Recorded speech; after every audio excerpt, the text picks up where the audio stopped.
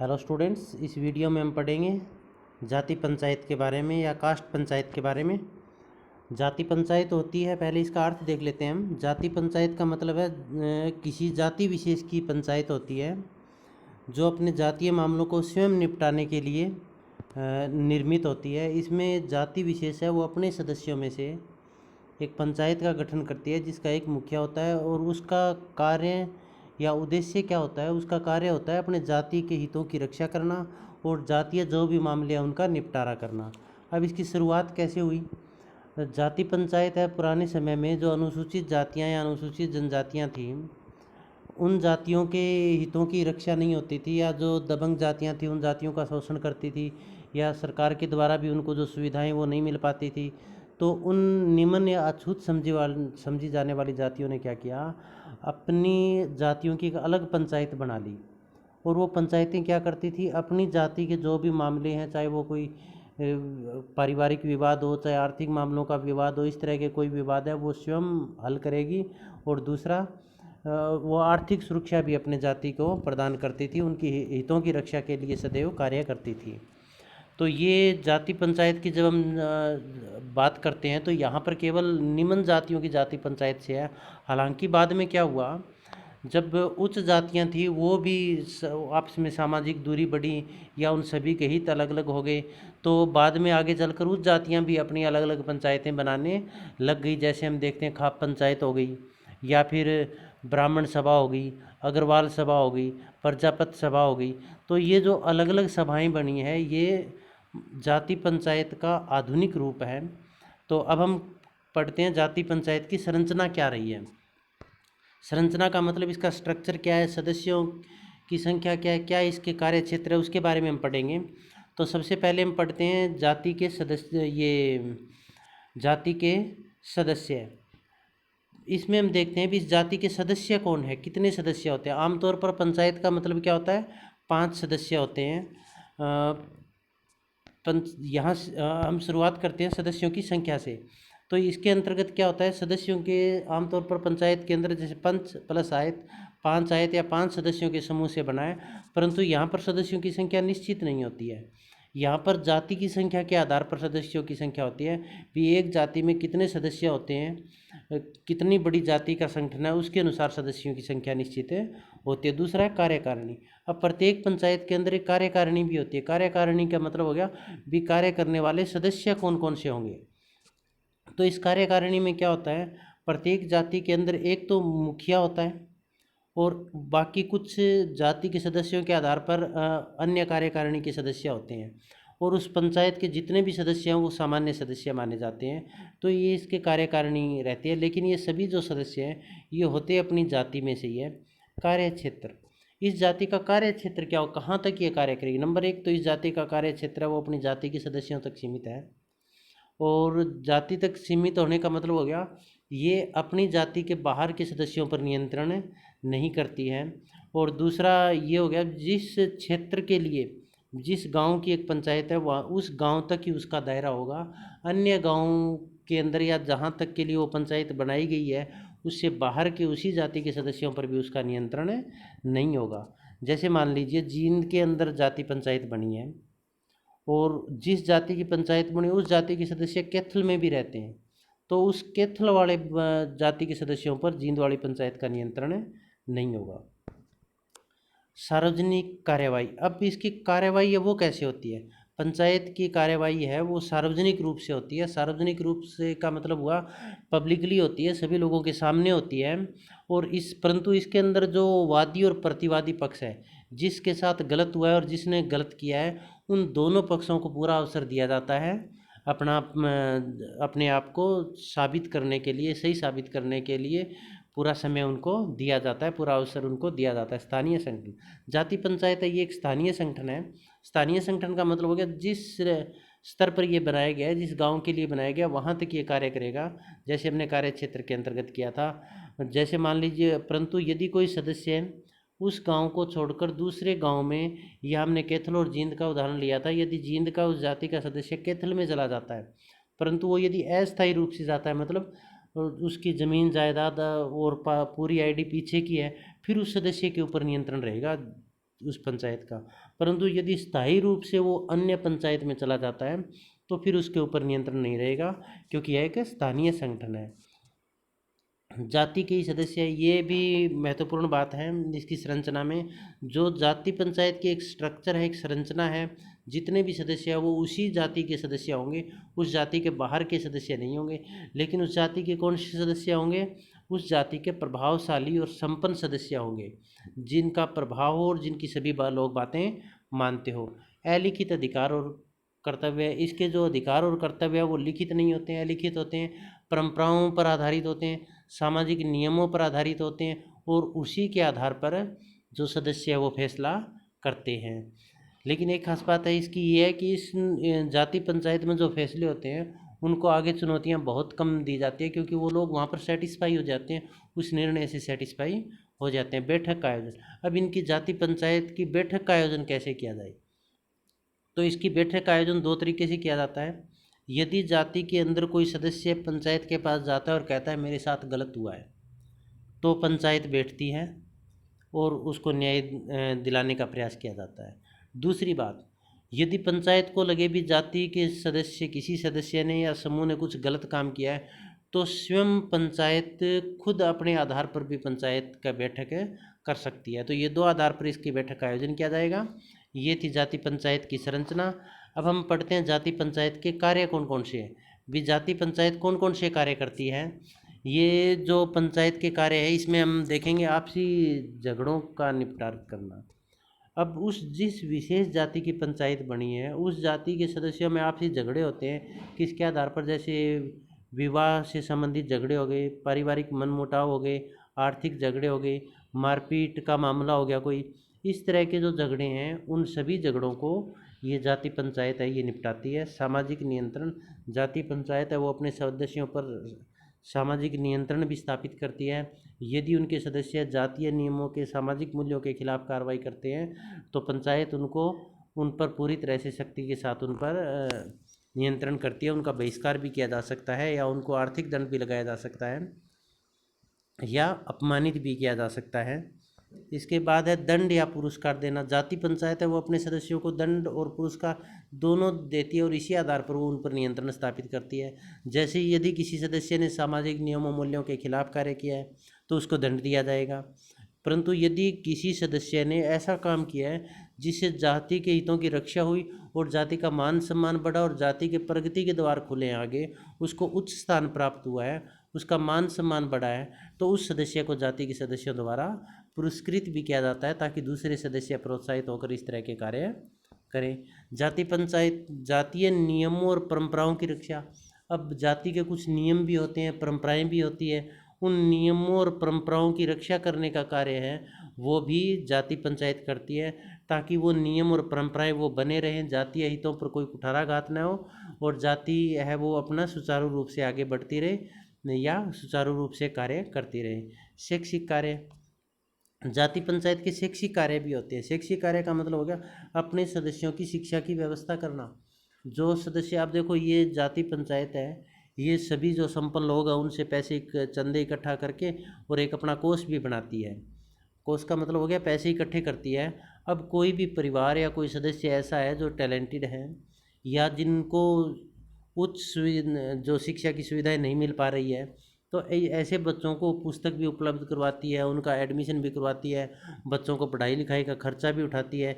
इसके साथ साथ अपनी जाति के सभी सदस्य पढ़े लिखें, इसके लिए वो स्कूलों की व्यवस्था भी करती है, बच्चों के फ्री कोचिंग सेंटर की व्यवस्था करती है, और उनके लिए एक लॉबी का काम करती है, ताकि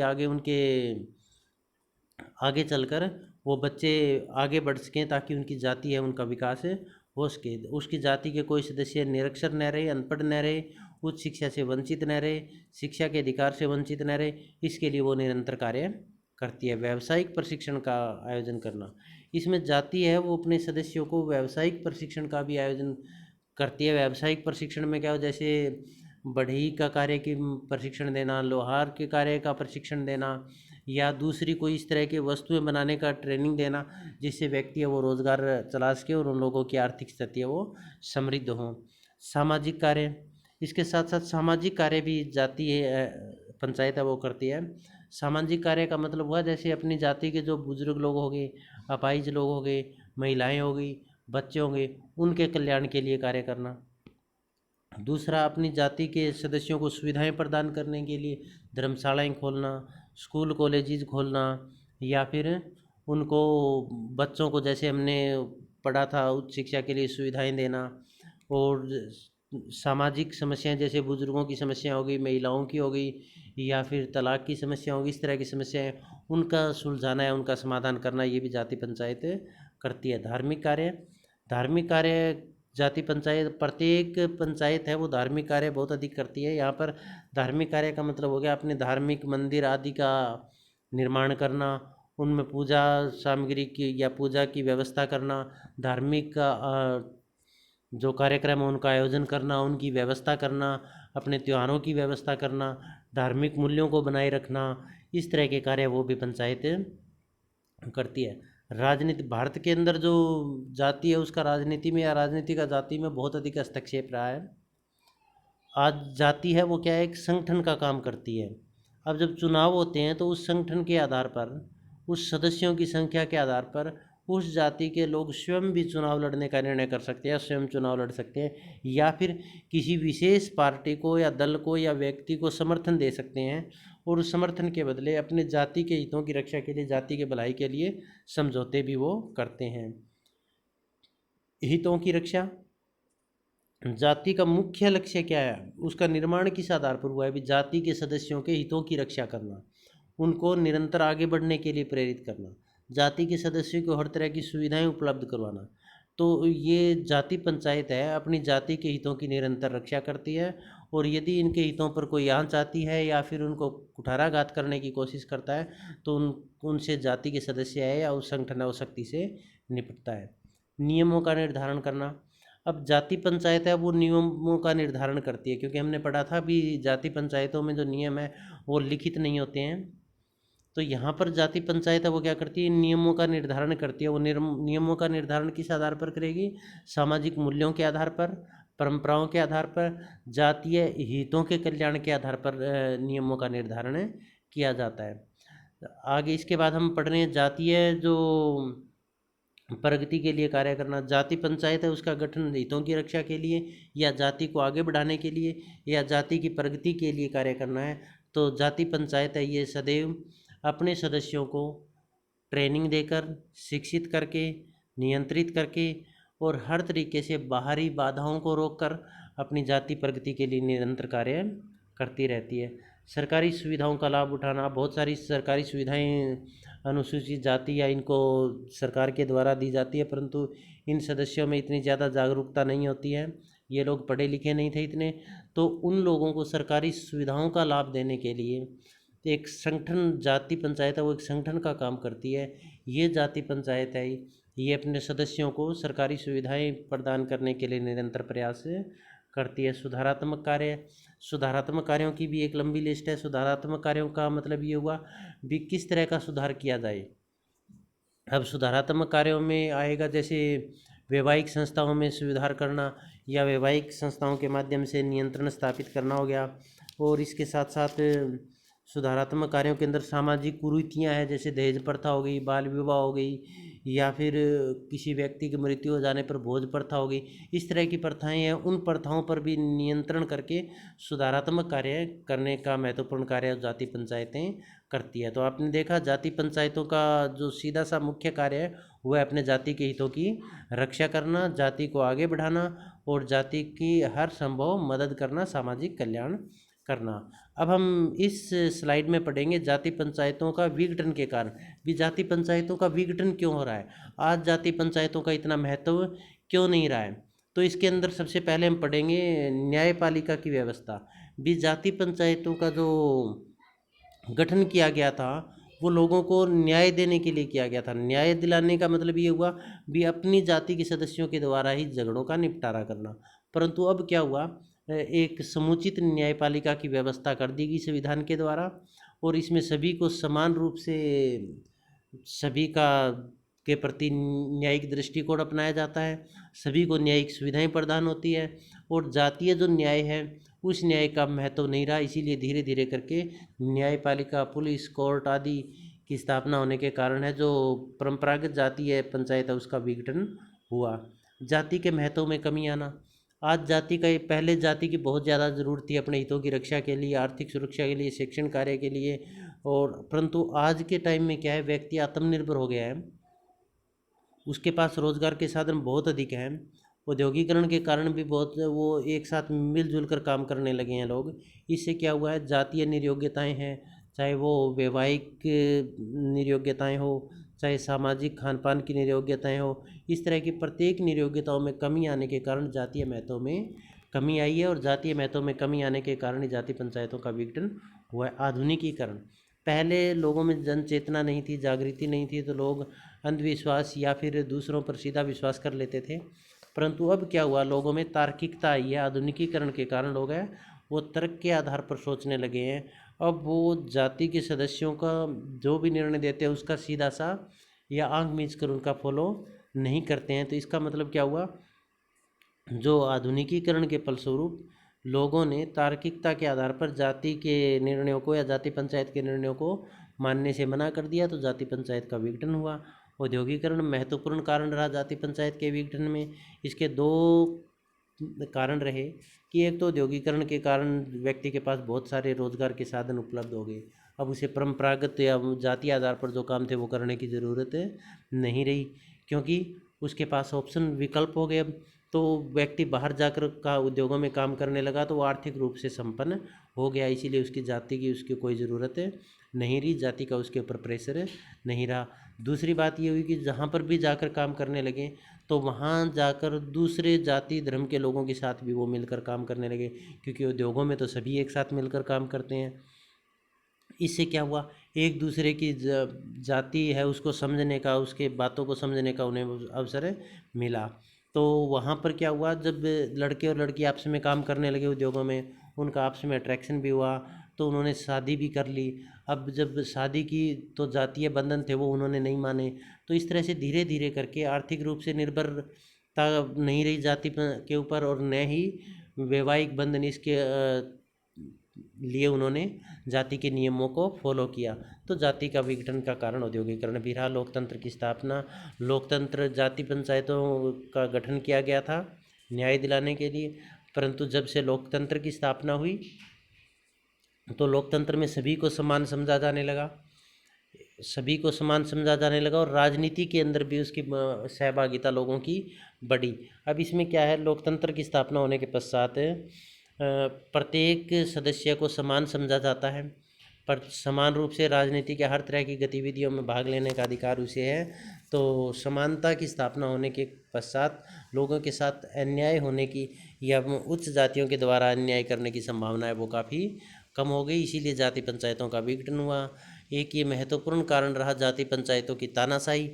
जाति पंचायत के सदस्य थे जो प्रभावशाली और संपन्न सदस्य थे, तो जो उच्च जाति के सदस्य यदि कोई अपराध करते थे तो उनका वो पक्ष लेते थे और उनको कम सज़ा देते थे, और निम्न जाति के सदस्य यदि कम प्रभावशाली या आर्थिक रूप से संपन्न व्यक्ति कोई अपराध करता था तो उसको कम सज़ा दी जाती थी, और यदि कोई गरीब या निम्न स्तर का व्यक्ति है वो कम अपराध करता था तो भी उसे सख्त सज़ा दी जाती थी।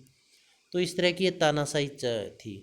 तो अब क्या हुआ, लोगों के अंदर जन चेतना बढ़ी, जागृति बढ़ी, और उन्होंने इस तरह के अन्याय से पीछा छुड़ाने के लिए जाति पंचायतों की बात है वो मानने से मना कर दिया, और जाति पंचायतों का विघटन हुआ। संवैधानिक अधिकार और कर्तव्य। पहले व्यक्ति के पास कोई अधिकार और कर्तव्य नहीं थे, न जाति पंचायतों के लिखित अधिकार और कर्तव्य थे। अब संवैधानिक रूप से व्यक्ति के अधिकार और कर्तव्य लिखित में आ गए। अब व्यक्ति के अधिकार और कर्तव्य लिखित में होने के कारण जाति पंचायतों के अधिकार और कर्तव्यों का कोई महत्व नहीं रहा। अब व्यक्ति के अधिकारों पर जाति पंचायत है वो चोट नहीं कर सकती, इसीलिए जाति पंचायतों का विघटन हुआ। संवैधानिक पंचायत। पहले पंचायत थी उनको केवल जाति का ही समर्थन प्राप्त था। अब संवैधानिक पंचायत 73वां संवैधानिक संशोधन हुआ 1992 में, 1992 में, उसने पंचायतों को कानूनी अधिकार दे दिया गया।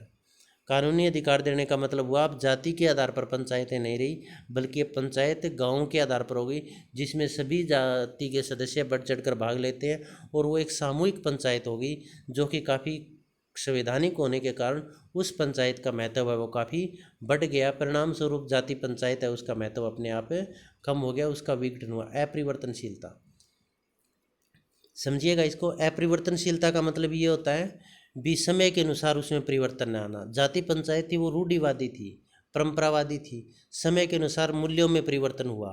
परंतु जाति पंचायत है ये समय के अनुसार जो परिवर्तन हुआ उसके अनुसार अपने आप को ढाल नहीं पाई।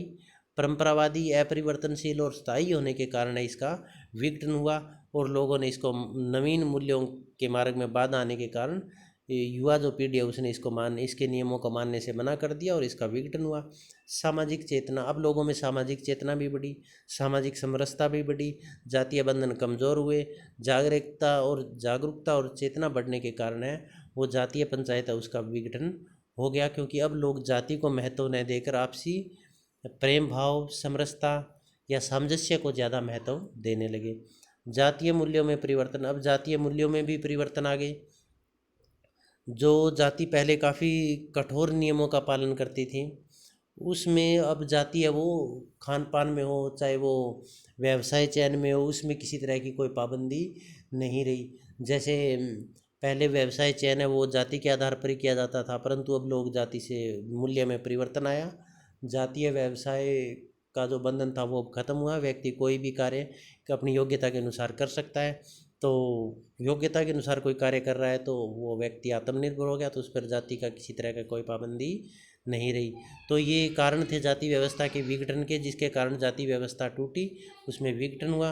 और आज के समय में यदि हम देखें तो जाति पंचायत है इसका विघटित रूप ही देखने को मिलता है, या कुछ एक पिछड़े क्षेत्र में भी पिछड़े क्षेत्र में इसका रूप देखने को मिलता है। उतना कठोर जाति पंचायत का अब प्रभाव नहीं रहा जितना पहले हुआ करता था।